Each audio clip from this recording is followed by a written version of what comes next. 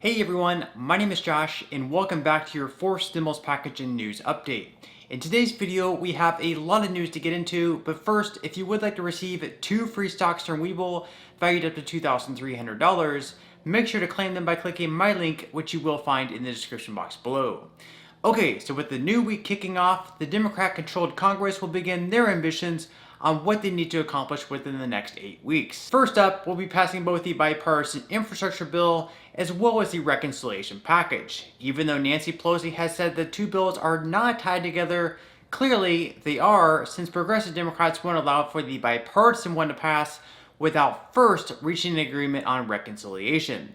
Even though progressive Democrats have made things pretty clear that $3.5 trillion is their floor on reconciliation, Pramila Jayapal is now saying that they don't have a red line for the total cost. Well, Alex, the president agrees with the $3.5 trillion number. Remember, this is the Biden agenda. And as he keeps reminding the country, this is a $0 bill at the end of the day, because all of this is going to be paid for. Even if you look at $3.5 trillion, it's over 10 years. Per year, annually, it's 1.5% of GDP. So the president is with us on this. 98% of us are together. There's just two senators that are saying that they think it's too much. And I think it's really important for us to remember that the price tag comes out of what we want to do. And your poll earlier that you showed shows that when the American people understand that we're talking about universal childcare, where no family pays more than 7% of their income on childcare, or 12 weeks of paid family leave, or fighting climate change with real policies that cut carbon emissions, or healthcare, providing dental, vision, and hearing benefits for seniors at the time that they are most vulnerable, or lifting up our immigrants. Those are the priorities of the Progressive Caucus, and they are the priorities of the president. That's the president's Build Back Better agenda. So Jayapal says that the amount of spending doesn't necessarily matter as long as you get all these social spending programs included. And again, progressive Democrats want to see agendas for climate change, universal pre-K, universal child care, and free community college. They also want family paid leave for 12 weeks, Medicare expansion, affordable housing, and policies that deal with immigration. These are a lot of social spending programs, and they say that instead of eliminating any of these from a bill, they could fund them for a shorter period of time. So instead of extending the child tax credit for another 5 years as planned now, for example, they could extend it for just 2 more years. Of course, the problem with that is that they would just be kicking the can down the road for future years when people are already used to the programs. It would be hard to end them at that point. So whether the spending happens now or happens 2 to 3 years down the road, it's going to take place. It's going to be difficult to give parents of children $300 per month for 3 years, and then once we realize that as a country we can't afford it because we're spending too much in other areas, yanking those payments away. Whichever party or whichever politicians do that, it just won't be a popular look. So more than the overall spending being a red line for progressive Democrats, it's more so the policy staying in the bill, even if the amount of years they're funded for ends up being reduced. Okay, so Jayapal is then asked if she feels like the more centrist Democrats are still negotiating in good faith. Currently, the moderate Democrats are a tad bit upset that their bipartisan infrastructure bill is being held up by the progressives. At this point, it has support on both sides of the aisle and could easily pass if the progressives allowed for it. Take a listen. We are trying to get this done as quickly as we possibly can. Now, I think deadlines are often arbitrary.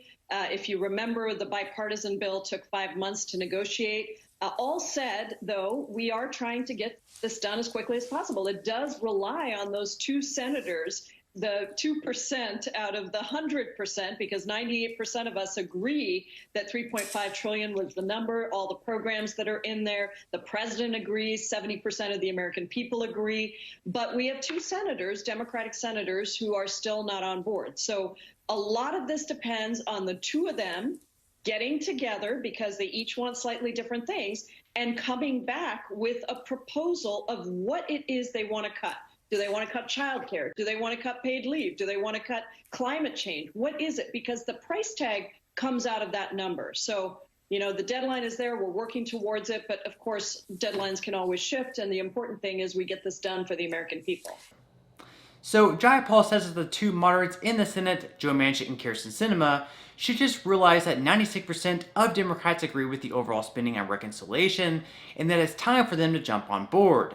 Even though Manchin in West Virginia and Sinema in Arizona represent completely different states than Bernie Sanders in Vermont and Jayapal in the city of Seattle, they should jump on board anyways. She's saying that Democrats need to completely stick together regardless of the constituents that they may represent. Let me ask about something I do know, which is regarding the other progressives. You've talked about the idea of keeping all of the programs, but for a shorter amount of time. And we know that Senator Joe Manchin is behind an idea to shrink the bill by limiting access to every program. He wants to do it for only those Americans who need it most. So how do you feel about means testing? Can you convince Manchin to instead just shorten the length of the programs without it? Well, that is the Progressive Caucus's position, is that we want all of these 5 priorities that I mentioned in the bill.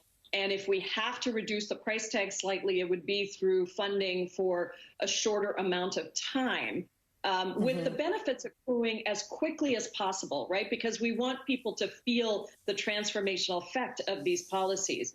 On means testing, I would just say that the way that most means testing has been structured in this country has been an abject failure because of many factors. One, it erects all kinds of administrative barriers that actually prevent the most needy people from getting the very benefits. If you have so many qualifications that you can't even figure out if you qualify. Second, it actually adds enormous administrative costs because somebody's got to figure out if somebody qualifies or not.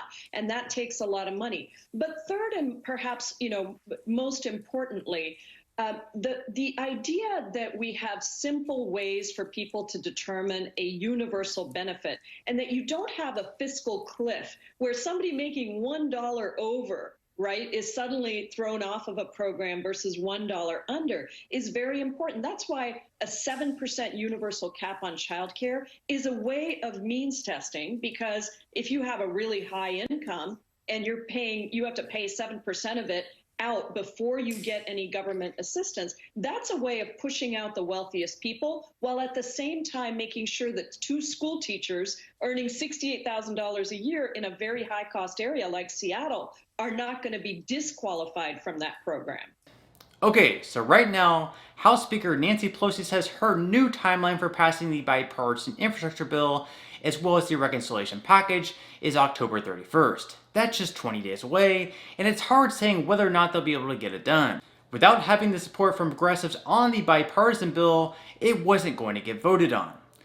Okay, so tomorrow, the majority leader in the House, Steny Hoyer, said they would be voting on the debt limit increase. This, once again, will carry through December 3rd, at which point they'll need to raise the debt limit once again. This will be another priority for Democrats over the next couple of months, paired with passing the other 2 pieces of legislation. Even though the White House is saying that Congress will be able to pass a government funding bill quite easily on a bipartisan basis, Mitch McConnell disagrees, saying that Democrats will need to do it on their own. The way that they'll need to do that is through another reconciliation package, something that Democratic leaders have said they are not willing to do. Since they're only able to pass 2 or 3 reconciliation bills a year, they don't want to waste one of them to raise the debt ceiling. So over the next couple of months, we'll just have to wait and see how all of this drama unfolds. But on that note, I'm going to go ahead and wrap up this video. Again, if you would like to receive a couple of free stocks from Webull, make sure to quickly claim them by clicking my link, which you will find in the description box below.